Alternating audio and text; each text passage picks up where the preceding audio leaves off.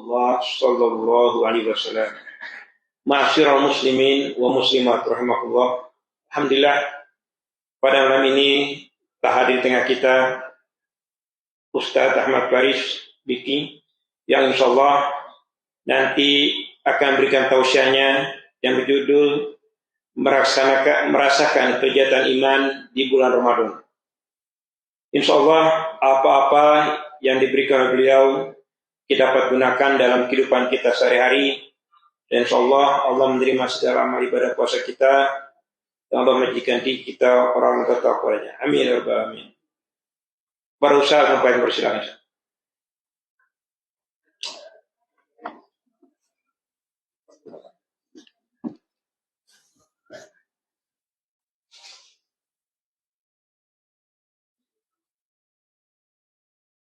Bismillahirrahmanirrahim. Assalamualaikum warahmatullahi wabarakatuh.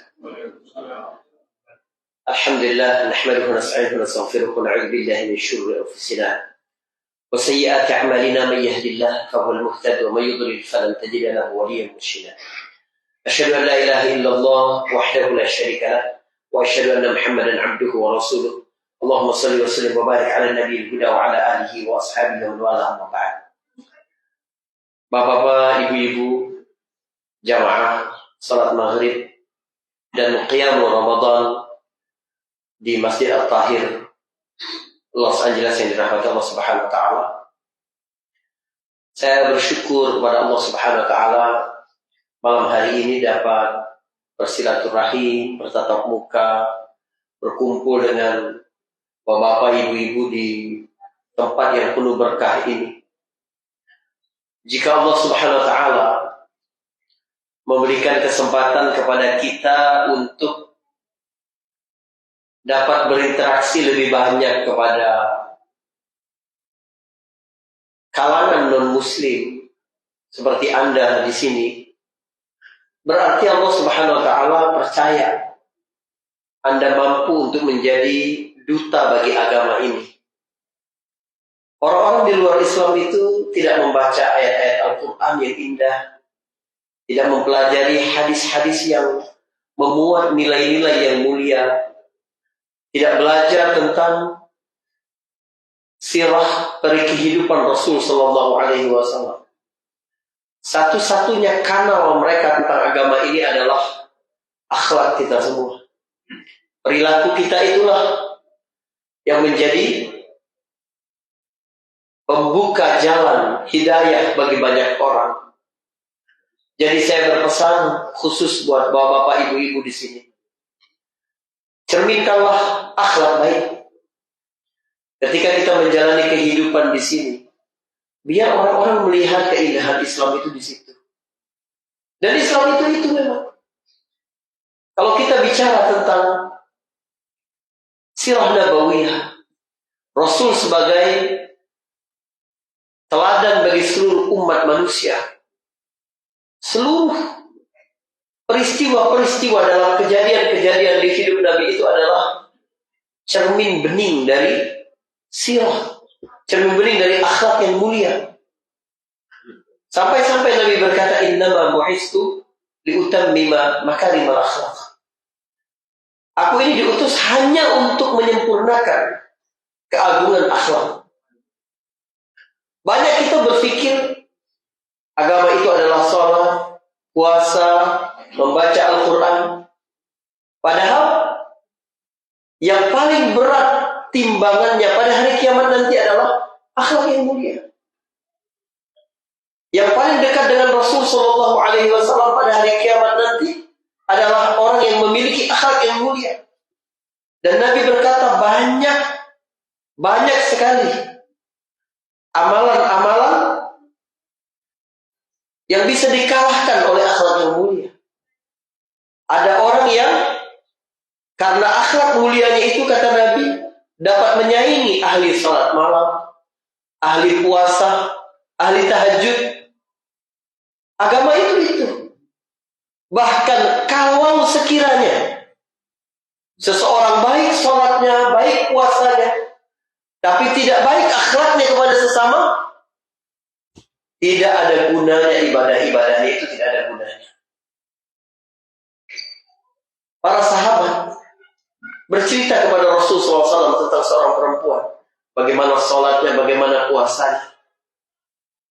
Tapi perempuan itu menyakiti tetangganya dengan lisannya, dengan perbuatannya, dengan sikapnya. Nabi SAW tidak ragu berkata, hiya finnar. Dia di neraka, kata Nabi. Anda berada di sini, di negeri mayoritas non-muslim ini, kesempatan baik sekali untuk melihat, untuk mendemokan agama ini yang sesungguhnya adalah akhlak. Dan itulah yang ditunjukkan oleh Nabi Sallallahu Alaihi Wasallam. Itulah yang membuat Nabi Sallallahu Alaihi Wasallam diterima, tidak memiliki celah sedikit pun, walaupun ide tauhid itu berat sekali bagi orang Quraisy. Anda bisa bayangkan di tengah praktek tentang penyembahan berhala, mereka mengagungkan, membesarkan. Tiba-tiba Nabi berkata tidak ada Tuhan selain Allah SWT. Itu kan mengejutkan sekali.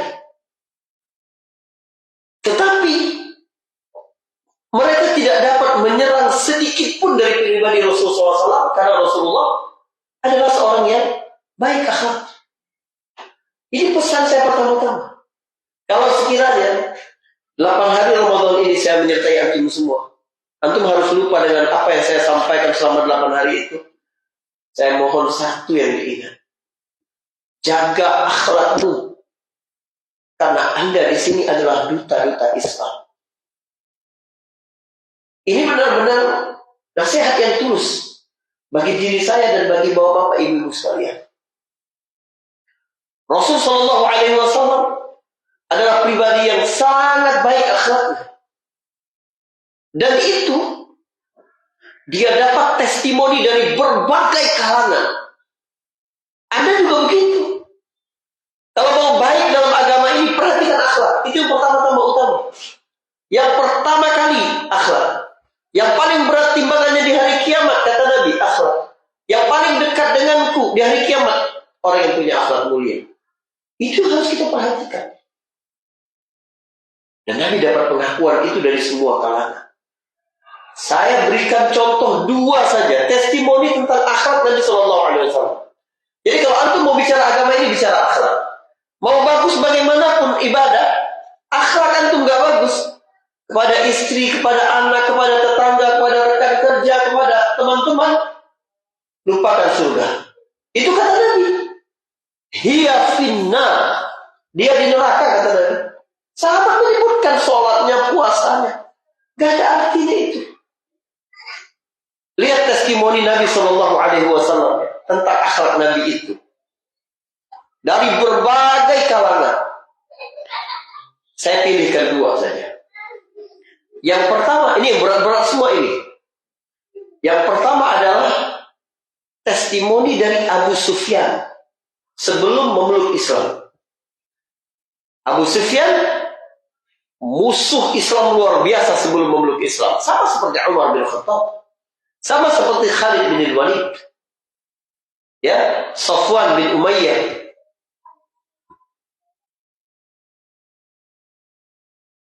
Waktu terjadi perjanjian Hudaybiyah, ya, akhir tahun ke-6, di antara poinnya adalah Rasulullah boleh, Sallallahu Alaihi Wasallam boleh untuk menyebarkan Islam, ya, ke luar.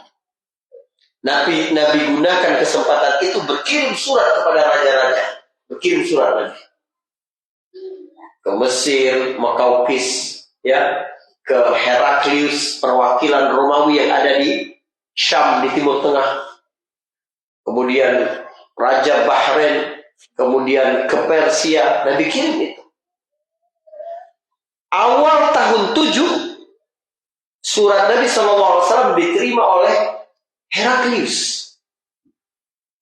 Heraklius membaca surat itu. Heraklius pengen tahu siapa gerangan yang mengirim surat ini dengan rasa tingkat kepercayaan diri yang luar biasa.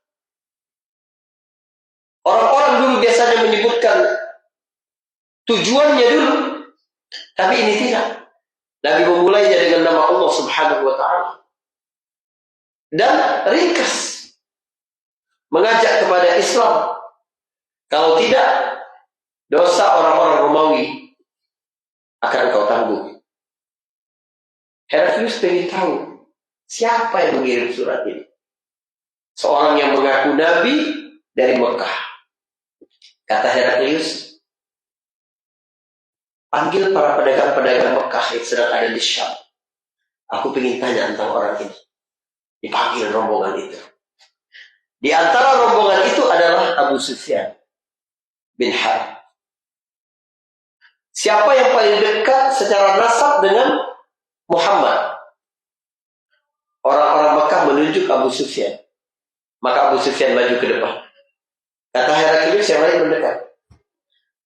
Supaya kalau Abu Sufyan berbicara tidak jujur, yang lain akan dapat membantah. Heraklius mulai bertanya tentang Rasul Sallallahu Alaihi Wasallam. Ini raja luar biasa ya. Cerdas dan melihat point of view-nya itu luas sekali.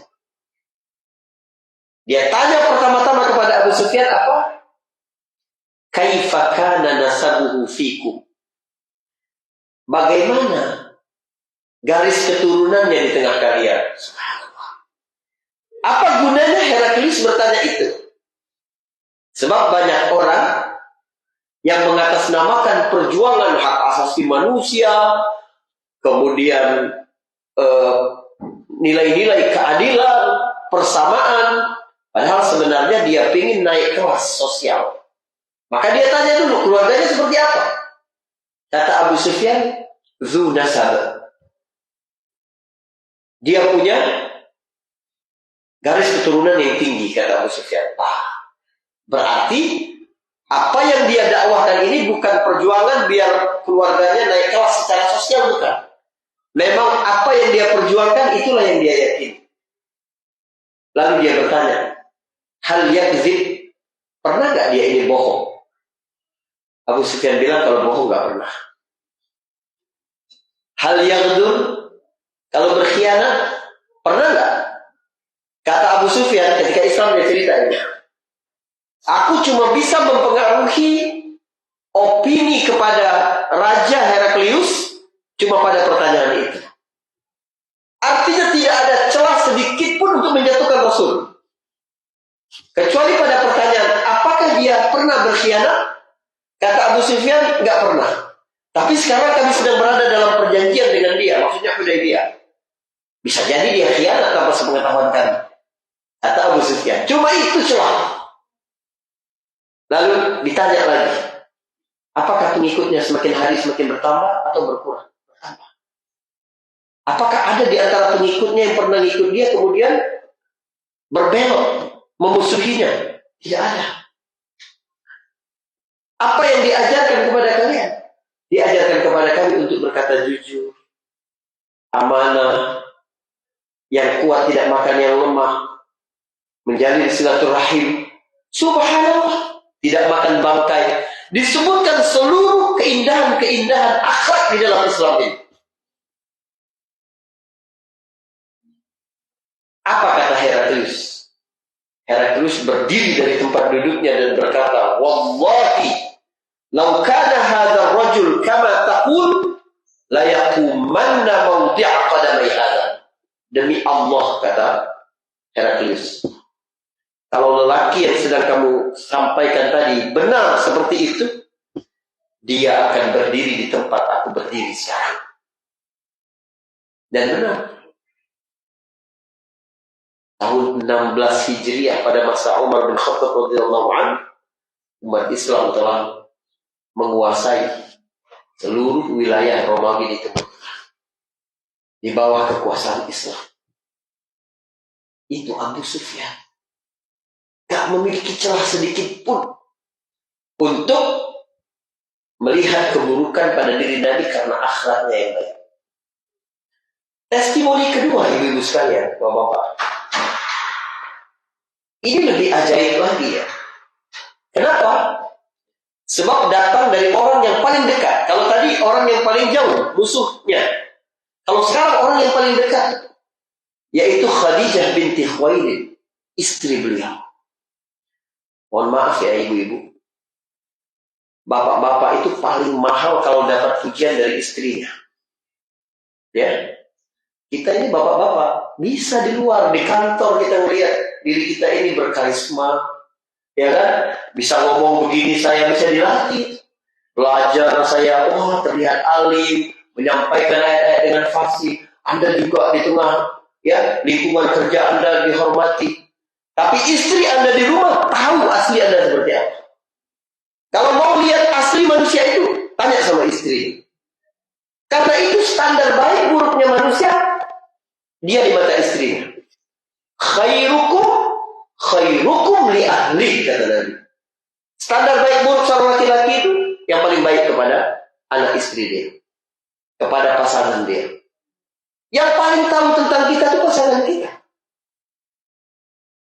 Gak bisa kita pakai topeng 24 jam di rumah, itu gak bisa. Tahu dia. Saya bisa ceramah begini ringan depan ibu-ibu ya. Saya bilang ke bapak-bapak, kita mesti sabar. Kalau istri ngomong gak usah jawab gitu kan. Ada istri saya di pojok. Begitu ya. Gitu. Kalau di rumah dia jahat gitu. Kan bisa. Gitu. Ini bercanda. Alhamdulillah gak begitu sama istri saya. Gitu. Jadi testimoni paling mahal tentang siapa engkau itu dari istri. Coba lihat bagaimana testimoni Khadijah tentang Rasul Shallallahu Alaihi Wasallam. Yang tema puasa nanti pas tarawih aja ya, karena lebih ramai. Kita santai aja, kita ceritanya nggak ibu. Islam ini pesonanya luar biasa. Sayang kalau tidak sampai kepada kita itu sayang. Jadi kapan Khadijah memberi testimoni itu? 15 tahun setelah menikah dengan Rasul Sallallahu Alaihi Wasallam. Itu menarik. Sebab kalau masih pengantin baru mungkin masih bisa lah, ya kan? Masih bisa basa-basi gitu kan, bermanis-manis mulut gitu. Tapi kalau sudah 15 tahun itu rasanya aslinya udah keluar semua kayaknya. Ya kan? Ibu-ibu suaminya ketahuan aslinya berapa tahun setelah menikah? Sebulan. Besoknya, Masya Allah, 2 hari. Subhanallah. Khadijah memberikan testimoni tentang akhlak Rasul Sallallahu Alaihi Wasallam itu setelah 15 tahun hidup dengan dia. Kapan? Pada hari setelah Nabi menerima wahyu pertama di malam harinya. Nabi menikah dengan Khadijah umur berapa? 25. Nabi menerima wahyu 40. Berarti sudah 15 tahun sama Khadijah. Suatu malam Nabi sedang berada di Gua Hira. Tiba-tiba datang sesosok makhluk. Gak mirip orang, gak mirip kambing, gak mirip onta gitu ya. Gak salam, gak ngajak kenalan. Tiba-tiba datang di depan Nabi dan berkata, Iqra, baca. Kata Nabi, aku gak bisa baca. Ma'ana biqari. Fadammani hatta balagan minni al-juh. Summa arsalani. Lalu dia peluk aku sekeras-kerasnya sampai aku sulit untuk bernafas, kata Nabi. Lalu dia lepaskan lagi. Lalu dia berkata, Iqra. Begitu sampai 3 kali. Sampai akhirnya dia membacakan 5 ayat pertama di awal surat Al-Alaq. Iqra bismi rabbikal ladzi khalaq. Khalaqal insana min 'alaq. Iqra wa rabbukal akram. Alladzi 'allama bil qalam. 'allamal insana ma lam ya'lam. Setelah itu Jibril pergi. Nabi bingung, siapa? Nabi takut terjadi sesuatu yang buruk atas dirinya. Dia takut jangan-jangan dia kerasukan roh jahat. Dia takut dia udah gila, halusinasi. Nabi langsung turun ke rumahnya pada malam itu. Rasanya aku pengen menggelinding dalam satu riwayat itu dari gunung itu. Ngeri ya bapak-bapak ibu-ibu. Atau kalau tengah malam sendiri tiba-tiba ada satu sosok makhluk mencegah di jalan dan berkata, baca, gitu kan? Serem banget, lari gitu. Nabi masuk ke rumahnya dengan wajah pucat, gusar, takut. Nabi berkata kepada Khadijah, dibuka pintu oleh Khadijah, Nabi berkata, selimuti aku Khadijah. Khadijah juga luar biasa ya. Seorang perempuan yang berakal banget. Lihat suaminya dalam keadaan kalau begitu, dia tidak paksa suaminya untuk bercerita. Kan begitu. Kadang keributan suami istri itu terjadi ya ibu-ibu. Bukan karena satunya baik, satunya jahat, bukan. Tapi ibu-ibu ini sering nggak tahu waktu yang tepat gitu. Suami pulang dalam kondisi sedang capek, kalau gitu tanya, bang ada apa ini? Nantilah abang lagi capek banget, abang mandi dulu. Tuh kan abang gak mau cerita, aku di istrimu loh. Iya sabar gitu. Kan sabar gitu. Khadijah tahu begitu, sudah. Tidak tanya apapun, langsung diselimuti suaminya. Besoknya baru Nabi bercerita kepada Khadijah. Subhanallah. Nabi bercerita kepada Khadijah itu menurut saya punya makna penting sekali. Pertama, di zaman jahiliyah dulu, perempuan itu adalah penduduk kelas 2. Tidak dianggap penting. Orang jahiliyah dulu ya, kalau suaminya mau keluar, tanya, mau kemana, pergi sama siapa, itu dipukul sama suaminya. Sebab nggak ada hak. Keluar rumah, kamu tidak ada ya teritori atas aku, tidak ada. Otoritas atas aku tidak ada. Itu zaman jahiliyah dulu. Kita jangan ikut-ikutan begitu. Nabi SAW memilih bercerita pertama kali kepada istrinya Khadijah itu luar biasa. Sebab ada pilihan lain. Nabi bisa bercerita kepada Abu Bakar As-Siddiq, sahabat dekatnya. Banyak loh laki-laki sekarang, kalau ada masalah cerita ke teman, nggak cerita ke istri. Tanya sama temannya, kok lu nggak cerita sama istri lu? Ruwet, tambah jadi masalahnya, nanti tambah besar. Begitu. Tapi ketika Nabi memilih pertama kepada Khadijah, berarti Nabi percaya bahwa ada solusi bersama istrinya ini. Subhanallah, ya. Kita ini membangun keluarga berjamaah. Kita melihat dalam kehidupan Nabi SAW luar biasa itu. Jadi, Khadijah pertama kali diceritakan oleh Rasulullah. Atau kenapa Nabi tidak bercerita kepada pamannya Abu Thalib? Dia ikut Abu Thalib dari umur 8 tahun. Tahu betul kebijaksanaan Abu Thalib. Dukungan Abu Thalib kepada dia. Tahu betul. Tapi tidak dia bercerita kepada istrinya Khadijah. Nabi SAW berkata begini. Pertama kali Nabi buka itu begini. Laqad khasyitu ala nafsi. Aku takut Khadijah terjadi sesuatu yang buruk atas diriku ini. Kata Nabi. Aku takut terjadi sesuatu yang buruk atas diriku ini. Lalu Nabi bercerita kejadian tadi malam. Subhanallah. Lihat Khadijah, Bu. Ini perlu kita contoh banget ya. Saya bisa ngebayangin kalau sekiranya ada suami hari ini bercerita begitu kepada istrinya, kira-kira respon istrinya seperti apa coba? Tadi malam dek, ada tiba-tiba datang satu sosok makhluk nyuruh abang baca, kira-kira begitu ya? Kira-kira apa respon ibu-ibu? Perempuan kan emosional, lebih takut lagi. Ayo lu bang, ada apa bang? Nanti ada apa-apa sama apa kayak begitu? Atau nyalah-nyalahin suaminya. Makanya abang ngapain sih malam-malam ke gunung, masuk gua, bisa begitu. Tapi Khadijah tidak. Saat suamimu sedang berada di titik paling bawah, itu adalah saat yang paling tepat untuk membuktikan kepadanya bahwa akulah perempuan yang paling tepat berada di samping. Harus begitu. Khadijah saat suaminya sedang berada dalam keadaan moral paling rendah ketika itu, mental paling rendah ketika itu, dia yang mengangkat moral. Khadijah langsung berkata, padahal perempuan pasti takut.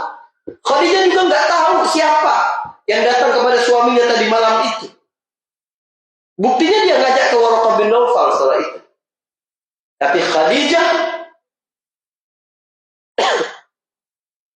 berkata kepada Nabi Sallallahu Alaihi Wasallam, Wallahi La yukhzikallahu abada. Demi Allah, kata Khadijah, Tuhanmu Allah tidak mungkin menyakiti engkau. Ya Allah. Ketenangan yang luar biasa dari diri Khadijah binti Khuwailid radhiyallahu anha, meyakinkan suaminya bahwa apa yang terjadi tadi malam tidak mungkin membahayakan dirinya. Kenapa Khadijah begitu yakin bahwa apa yang dialami Nabi itu tidak mungkin membahayakan? Tuhanmu Allah Subhanahu wa taala tidak mungkin menginginkan keburukan atasmu, mau mencelakakan kamu. Yang datang tadi malam itu tidak mungkin berbahaya untukmu, wahai suamiku, kata Khadijah. Kenapa Khadijah yakin akan hal itu? Perhatikan sebabnya. Khadijah berkata, innaka latasilur rahim wa tahmilul kul wa tu'inu ala nawaibil haq wa tuqridud dhaif. Ya Allah, semua yang disampaikan Khadijah adalah akhlak yang mulia. Engkau adalah orang yang berkata jujur, yang amanah, menghormati tamu, membantu orang yang susah, berpihak kepada kebenaran. Disebutkan seluruh akhlak Nabi. Sudah 15 tahun menikah, yang keluar dari mulut Khadijah tentang suaminya adalah kebaikan. Nah, itu baru laki-laki. Anda mau memperbaiki agama, mulai dari memperbaiki akhlak. Anda mau memperbaiki akhlak, mulai dari memperlakukan istrimu dengan baik. Itu sudah kunci, udah sederhana sekali agama ini. Dan ada informasi penting lagi di situ. Lihat, Khadijah sama sekali tidak menyinggung tentang keyakinan Rasulullah dan ibadahnya. Tidak. Ketika Khadijah berkata, Tuhanmu tidak mungkin menyakitimu, hubungannya dengan akhlak yang mulia. Khadijah tidak berkata, Allah nggak mungkin menyakitimu karena engkau tidak mau menyembah berhala. Engkau menolak bersumpah demi Lata dan Uzza. Engkau tidak mau makan sembelihan untuk berhala. Nabi begitu. Tapi Khadijah tidak bicara tentang ibadah, tentang akidah, tidak sama sekali. Yang disinggung Khadijah semuanya adalah akhlak. Bagi saya, ini adalah pesan yang sangat jelas bahwa, perhatikan, ini hukum penting dalam kehidupan. Anda kalau menjalani ini dengan baik, insya Allah selesai masalah. Ada satu hukum penting dari dialog Khadijah dan Nabi ini. Apa itu? Bagaimana kamu ingin Allah memperlakukanmu, begitulah kamu harus memperlakukan orang lain. Khadijah yakin Allah tidak mungkin menyakiti Rasulullah karena Rasulullah tidak pernah menyakiti hati orang lain. Khadijah yakin Allah akan selalu bersama suaminya sebab suaminya selalu bersama dengan orang-orang yang susah. Khadijah yakin bahwa Allah Subhanahu wa taala tidak mungkin akan melakukan hal yang buruk sebab yang dikatakan suaminya, yang diucapkan, yang dilakukan adalah hal-hal yang baik. Dan itu yang Nabi sampaikan berulang-ulang dalam berbagai hadis Nabi sallallahu alaihi wasallam. Nabi berkata, wallahu fi auni al-'abdi ma dama al-'abdu fi auni akhihi. Allah senantiasa membantu seorang hamba selama hamba itu selalu membantu saudaranya. Man satara musliman satarahullah. Siapa yang menutup aib saudaranya, Allah akan tutup aib dia di dunia dan di akhirat. Man yassara ala mu'sirin yassarahullah yaumal qiyamah. Siapa yang mempermudah urusan orang yang sulit, Allah akan mudah kesulitannya nanti pada hari kiamat. Pokoknya bagaimana kamu ingin Allah memperlakukan dirimu, maka begitulah kamu harus memperlakukan orang lain. Dan agama ketika berbicara menggesa kita untuk berakhlak mulia ini, agama tidak memilih-milih hanya kepada orang Islam, tidak. Jadi ketika Nabi berkata, bukan golonganku yang bisa tidur nyenyak pada saat tetangganya lapar. Nabi nggak bilang tetangganya itu harus muslim, tidak. Mau ateis, Nasrani, Yahudi, nggak penting. Begitu dia jadi tetanggamu, ada hak-haknya sebagai tetangga. Kalau kamu tidak peduli dengan sekitarmu, maka jangan mengaku umatku, kata Nabi. Ya Allah. Ini akhlaknya. Ini pesan saya pertama ya buat bapak-bapak, ibu-ibu. Pada malam pertama Ramadan tahun ini. Saya mohon banget. Ingat baik-baik akan ini. Kalau sekiranya antum harus lupakan banyak materi-materi kajian-kajian kita selama awal Ramadan saya di sini, tolong diingat ini. Anda adalah duta-duta Islam di sini. Mereka itu tidak baca hadis, tidak baca Quran, tidak tahu dia pesona keindahan Al-Quran, mukjizat Al-Quran, hadis Nabi, tidak tahu. Satu-satunya kanal untuk mengenal Islam bagi mereka adalah perilaku kita di depan mereka. Akhlak baik kita di depan mereka. Anda lembut kepada keluarga, pasangan, bagaimana Anda memperlakukan anak di mall, di pasar, di jalan. Wah, orang Islam itu harmoni banget ya dengan keluarganya. Bahagia banget kalau menjadi istri orang Islam itu. Bahagia banget kalau, itu Anda sudah berdakwah. Dan itu jauh lebih kuat efeknya daripada Anda berkata hadis Nabi, Quran. Orang nggak mau dengar. Jadi Anda adalah duta-duta Islam di tempat ini, insya Allah. Nah, bulan Ramadan ini jadikan momentum untuk transformasi diri. Berani kita memperbaiki diri kita. Bukan hanya ibadah ritual, tapi efek Ramadan ini pada ibadah sosial. Bapak ibu-ibu yang berbahagia. Apa cerita tentang Rasulullah SAW pada bulan Ramadan? Di antaranya kata Aisyah radhiyallahu anha, "Kana ajwadan nas wa ajwadu ma yakun fi Ramadan." Nabi itu orang yang paling dermawan dan menjadi lebih dermawan, paling dermawan, paling mudah memberi itu ketika bulan Ramadan. Itu pada sesama itu. Dan bagaimana kalau orang yang berpuasa, kata Nabi, as-siyamu junnah. Puasa itu adalah perisai. Perisai itu apa? Perisai itu penolak ya, keburukan, bahaya. Bahaya dari luar dan bahaya dari dalam. Maka ketika hari seseorang berpuasa, kata Nabi, fala yarfus wala yajhal wala yaskhab, dalam riwayat lain. Jangan berkata jorok, jangan berbuat rendahan, jangan berlaku bodoh, jangan berteriak-teriak marah-marah. Fa ini mur'un syatamahu aw qatalahu falyakul inni sha'im. Bahkan kalau ada trigger dari luar, eksternal, orang ngajak ribut, orang memaki, cukup jawab, aku puasa. Kelas kita ini beda. Ini kan tentang pergaulan itu. Jadi bukan hanya tentang kita dengan Allah Subhanahu wa taala, tapi tentang pergaulan. Itu yang harus sama-sama kita perhatikan semua di bulan Ramadan ini. Barulah ya Bapak Ibu yang berbahagia, kita bicara tentang bagaimana nanti setelah sholat tarawih, kita bicara tentang bagaimana merasakan lezatnya keimanan dari ibadah puasa ini. Mungkin sebagai pengantar, kita mesti bersyukur kepada Allah Subhanahu wa taala karena kita telah diberikan bulan yang mulia ini. Kita diberikan kesempatan. Bapak ibu-ibu sekalian, tahun lalu ada banyak sahabat kita, keluarga kita, tetangga kita yang masih bersama kita di bulan Ramadan 1443 lalu. Sekarang mereka kemana? Mereka sudah meninggal dunia.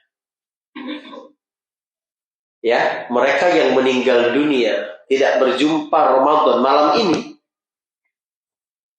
Tahun lalu mereka tidak pernah mengira, perhatikan.